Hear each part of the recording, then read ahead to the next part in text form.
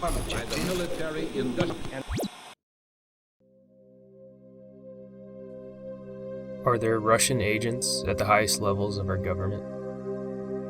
Some would say there are, while others feel that wild accusation is a great example of McCarthyism. McCarthyism is known as the practice of making accusations of subversion or treason and attacking the character or patriotism of political adversaries without proper regard for evidence. In other words, McCarthyism is attacking a political opponent and claiming or implying that they may be a Russian agent without enough evidence.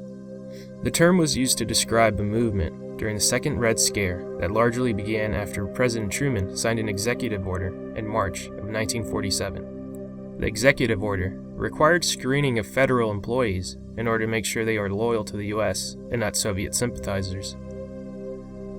The movement was later called McCarthyism, after speeches Senator Joseph McCarthy gave that intensified the paranoia of Russian communist invaders, including a speech he gave in February 1950, where he made the unsubstantiated claim that he had a list of 205 communists working in the State Department. Does the phenomena of McCarthyism sound familiar?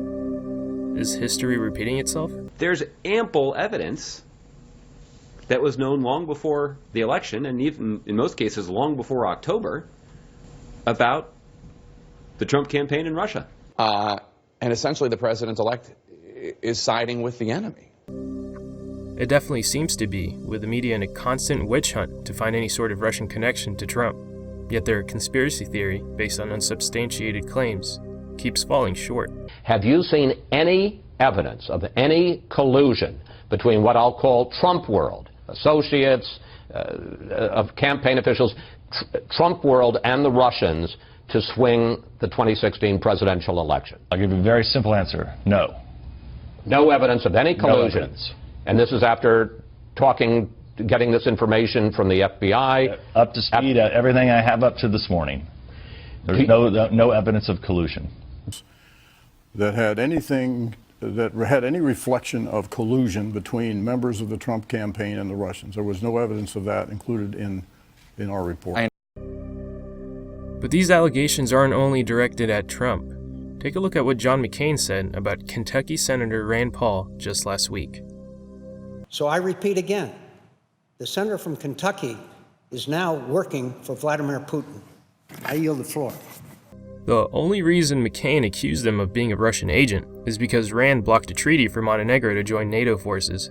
Rand felt we don't need to be adding to our $20 trillion budget with more military spending that stations more troops near the Russian border and threatens to start a World War III. So apparently, Rand is a Russian agent for not wanting to expand military spending and instigate a world war. After all, it's not like we really need a larger military force near the Russian border. NATO forces have already been stationed at or near the Russian border in recent months. Just last week, the BBC reports that on March 18th, British NATO forces were deployed along the Russian border to, quote, deter Russian aggression in the region. But what exactly is a Russian aggression? The majority of mainstream articles don't care to mention what that aggression is. I guess those specifics really aren't important to report on. NATO forces have also been deployed in Poland, Bulgaria, and the Baltic states. Now it's really interesting that Rand Paul was labeled as a Russian agent. During the primary, DNC emails leaked by WikiLeaks shows DNC staffers were eager to attach Rand with Russian ties during the primary, but they weren't strong enough. Instead, they were more intrigued with the idea of Trump being connected to the Russians. Take a look at this email. We don't have a ton on Symes, which is a former Rand Paul foreign policy advisor, but the pro-Russia stuff ties in pretty well to the idea that Trump is too friendly with Putin and weak on Russia. They really like the idea of attaching pro-Russian rhetoric to Trump, and we know Hillary and her media surrogates spread throughout the media weren't shy about using that rhetoric throughout the campaign trail. She even went as far as to call Trump a puppet for Putin. And all of this stems from the allegations that the Russians hacked or interfered with the election to help Trump. Look at the Russian hacking. Without the intelligence community, we wouldn't have discovered it. But that's not true, and you can tell Schumer knows it. There has been no real evidence provided that the Russians influenced the election or hacked the emails of Hillary, the DNC, or John Podesta, except for the word from the intelligence community. The same community that lied in a congressional hearing about the surveillance capabilities of the NSA. does the NSA collect any type of data at all on millions or hundreds of millions of Americans? No, sir. It does not. Not wittingly. The same intelligence community that lied about weapons of mass destruction in Iraq throughout 2 different administrations. If you want to know more about the WMD lie, then watch my Operation Mass Appeal video. These lies are just some of many. With the intel community's terrible track record, why should we take their word for it? After all, they have been known to lie in order to carry out their political agenda. They are a deep state, disseminating lies that carry over from one administration's foreign policy to another. But let's give them the benefit of the doubt and take a look at their allegations and evidence. They released an intelligence report called Assessing Russian Activities and Intentions in Recent U.S. Elections. In the report, they didn't care to offer any evidence of their findings in regards to the actual hacking of email accounts. Aside from claiming they hacked email accounts, they also accused the Russians of influencing the election with, quote, social media users or trolls. You really have to ask yourself, how much influence did their paid trolls have making those influential memes? You also have to ask yourself if the email leaks and the alleged Russian trolls had more of an influence on the election than the overwhelming media bias against Trump. And it's not like any of the information that was provided was false. Now, why hasn't the intelligence agency provided any evidence? Because they don't have any. The reasoning is that the style of the hack is consistent with a cyber attack Russia has done in the past. Former NSA intelligence official William Benny doesn't buy it. Benny spent over 30 years with the NSA and was one of the architects of their surveillance program, so he knows how the system works. The hacking tactic the Russians supposedly used is actually a common one. Take a look at what Benny had to say about it. It's a well-known attack, and so therefore a lot of people know it. So the whole idea is you need to prove who it is that did it.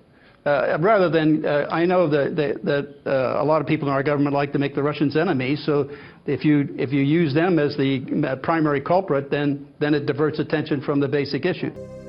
So we already can see the intelligence report is being disingenuous. They categorized a cyber attack as being uniquely Russian when it's not. They also haven't proven the hack even took place. If there was a hack, how hard would it be for them to track down exactly who did it and prove it was Russia? Not hard at all. But if there are fingerprints of Russia, isn't that something hackers do to make it look like it's somebody else and not me? Yeah, but see, all of that is available in the network log. All they'd have to do is go in the network log and analyze it to see who was accessing it. The IP addresses and all the MAC numbers coming in tell you the devices and where they are in the world. So you can look around and find out who really did it, and that's what they need to prove. Right. They haven't done that yet. That's the point. So Benny is saying the intelligence community already has access to the endpoints of communications. So they would easily be able to track down exactly who did the hacking, and they could present the data as evidence without compromising national security. Yet, they haven't been able to offer that evidence. The intelligence community essentially is going off of a conspiracy theory they developed that is clearly fueled by their own political interests and biases. The scariest part is that the media is acting like their gatekeeper and presenting their conspiracy theory as fact while peddling a Russian witch hunt. Now, why would this hack happen in the first place? Well, because the intelligence community purposefully left those vulnerabilities there. Why weren't they protected? Well, there's several possibilities here, too. Yeah. Number one, the intelligence agencies like to have views into devices or through systems, networks, and firewalls and things like that. So that means that they'd like to have those weaknesses sustained. They don't like to fix them. So if you don't fix things, you stay weak and exposed, and that's really what's been going on. WikiLeaks has also said that emails came from leakers within the intelligence community. Craig Murray, a former British ambassador to Uzbekistan and a close associate of WikiLeaks founder Julian Assange, said in the report by the Daily Mail that he flew to Washington for a clandestine handoff with one of the email sources in September. The source had legal access to the information. The documents came from inside leaks, not hacks. But just like we shouldn't take the CIA's word as fact, we shouldn't take Murray's either, despite WikiLeaks having a perfect track record. And as it stands, we don't know who leaked or hacked the emails. But we do know that the case blaming the Russians is pretty weak. The Washington Post reported that even the FBI weren't so sure about the conclusions the CIA made. They said, the FBI officials' remarks to the lawmakers on the House Intelligence Committee were, in comparison, fuzzy and ambiguous, suggesting to those in the room that the Bureau and the agency weren't on the same page, the official said. As a result of these unsubstantiated claims, Obama recklessly imposed sanctions that expelled 35 Russian diplomats and shut down 2 Russian facilities in the US. And the Trump administration is essentially blocked from having any communications with the Russians as investigations are underway. This new Red Scare isn't like the first and second Red Scare we have written in our history books. Red Scare 2.0 is a new kind of Cold War that isn't being perpetrated by these Reds, but by these. And like I identified in Part 2, they aren't serving American interests. This is a country that has been hijacked by an intelligence community that is oftentimes referred to as a deep state.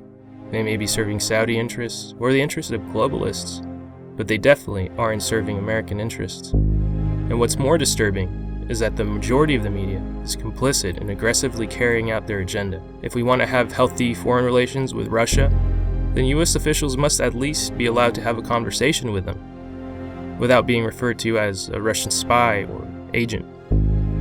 And if this deep state and their media are allowed to increase tensions with Russia, a World War III will commence, and American lives at home and abroad will be at serious risk. That's why I feel like it's important for no one to play into this new McCarthyism. If you agree, then please share this everywhere. This is a conversation we should all be having, and this Russian witch hunt needs to be exposed before it's too late. If you enjoyed this, then please subscribe for more videos that go beyond the mainstream.